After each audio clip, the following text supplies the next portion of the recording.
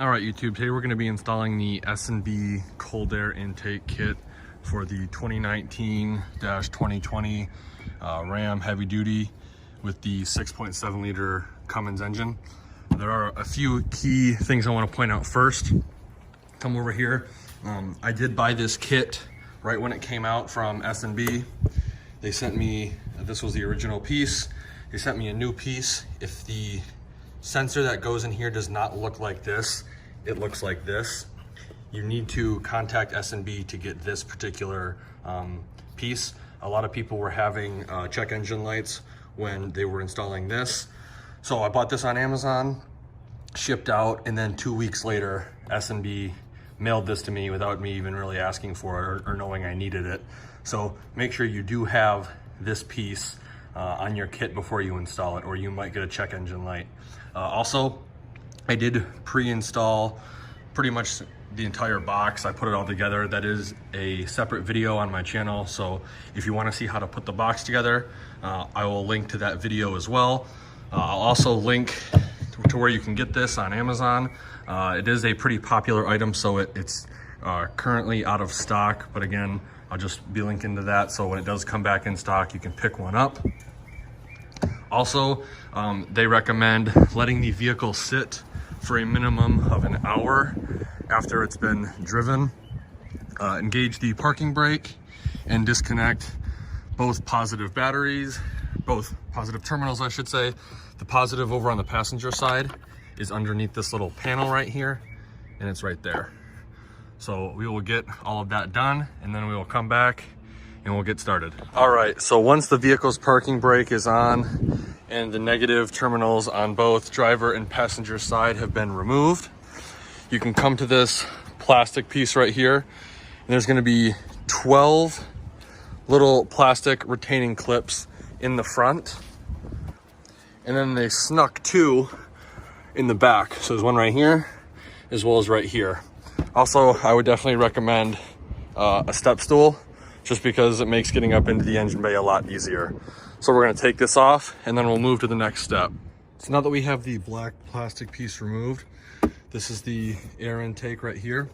We're gonna remove that guy and that guy. Then we'll go to the next step. Next, we're gonna grab a T15 Torx bit and remove the IAT sensor and the MAF sensor. Get those done, and then we'll come back to the next step. So now that we removed the T15 Torx bit, we're gonna take these out, the IAT and the MAF sensor, and they're also held in right here by this little panel clip, so you can take your panel popper or a flathead screwdriver and remove this to break those cords free. Now we're gonna remove the stock intake housing.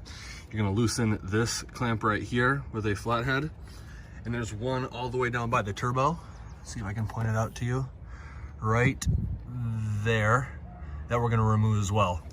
Once those are loosened and this portion comes off, we can then lift up on this and it will take the entire housing off for us. All right, so the next step is gonna be to grab your intake tube and install the IAT and the MAF sensor and the IAT sensor, and then install it to the turbo. Just a tip, it's easier if you leave this flathead screw facing up. Depending on how your truck came, the stock one was over in this location. It's way easier to access if you put it over here. This one doesn't really matter where it is because you won't really need to have access, or you won't really need to use it. But that one is the important one. So I'd recommend putting it like that. And the next step is going to be tightening that and then installing the actual airbox. So before we install the airbox, we're actually going to take a flathead screwdriver and pry up around here so that this portion can go with the old airbox, because we will need to reuse this particular portion. There's a tab here and a tab right up here that we're going to need to get to.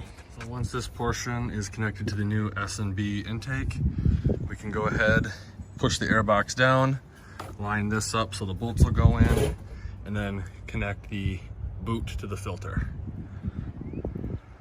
Now that we got the box seated where we want, we're gonna replace these bolts that we had previously taken off, and then we're gonna reinstall the little plastic piece, and then we should be done.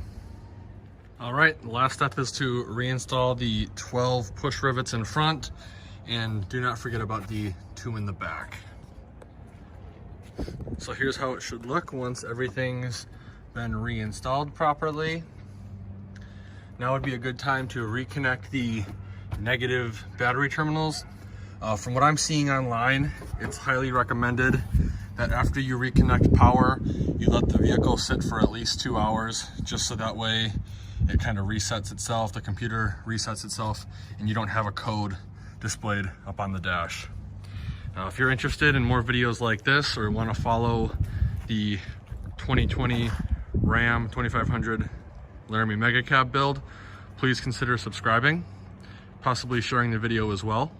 Like always, thanks for watching and have a great day.